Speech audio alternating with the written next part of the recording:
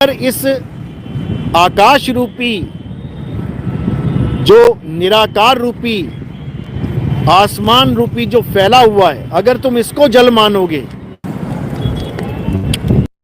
फूटेगी, मृत्यु निश्चित है, तो बिना किसी भक्ति के जल जल में समा जाना चाहिए, क्योंकि जब फूट ही गया कुंभ तो जल में समाएगा। लेकिन ऐसा नहीं है। ये कुंभ अनंतों बार बन चुका है, अनंतों बार। क्यों बन चुका है? क्योंकि कुंभ के अंदर का जो पानी है उसे बाहर का पानी नहीं मिल रहा है मिलने के लिए।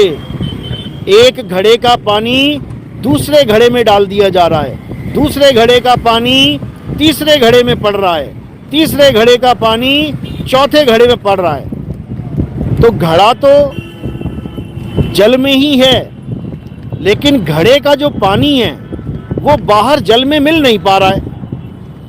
वो एक घड़े से दूसरे, दूसरे घड़े से तीसरे, तीसरे घड़े से चौथे, अनंतों जन्म बीत गए। इसी कुंभ को धारण करते करते सतयुग बीत गया, त्रेता बीत गया, द्वापर बीत गया। इन्हीं कुंभों में नहाते नहाते आज भी हम यहीं खड़े हैं, इसी नदी के किनारे। क्यों? कारण क्या है? अगर सतयुग में कुंभ में नहाए होते, मुक्ति मिल गई होती, तो त्रेता में ना आते। त्रेता के कुंभ में नहाए होते तो द्वापर में ना आते, और द्वापर के कुंभ में नहा लिए होते तो कलयुग में ना आते। लेकिन कलयुग में बैठे हुए हैं अभी, और कलयुग में भी कुंभ नहाने की तैयारी कर रहे हैं। इस बार भी वापस आना पड़ेगा।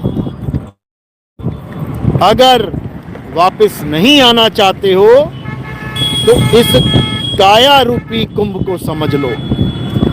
इस काया रूपी कुंभ को, कुंभ यानी घड़ा, ये काया रूपी घड़ा, इसी में जीवात्मा फंसी है और ये सोच रही है कि मैं किसी नदी में जाके स्नान कर लूं तो मेरी मुक्ति हो जाएगी।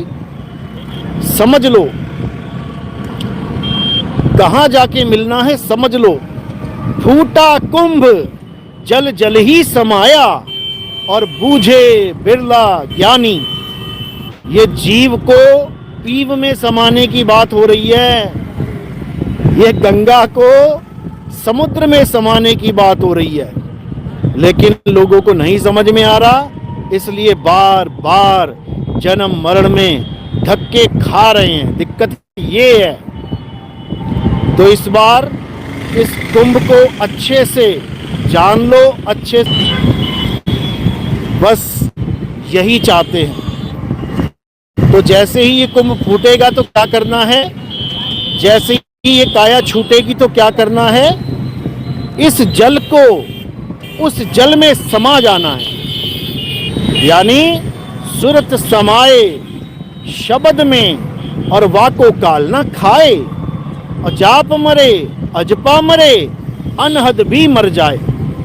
तो अब जाप, अजपा, अनहद, इन सब भक्तियों को किनारे कर देना है और आत्म ज्ञान की भक्ति को जानना है। उसी से कल्याण होगा, अन्यथा कल्याण होने वाला नहीं है, नहीं है, नहीं है।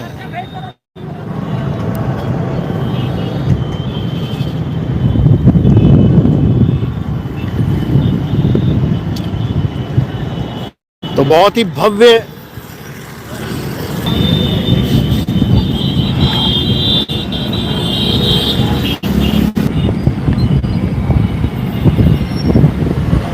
तो बहुत ही रमणीय दृश्य है।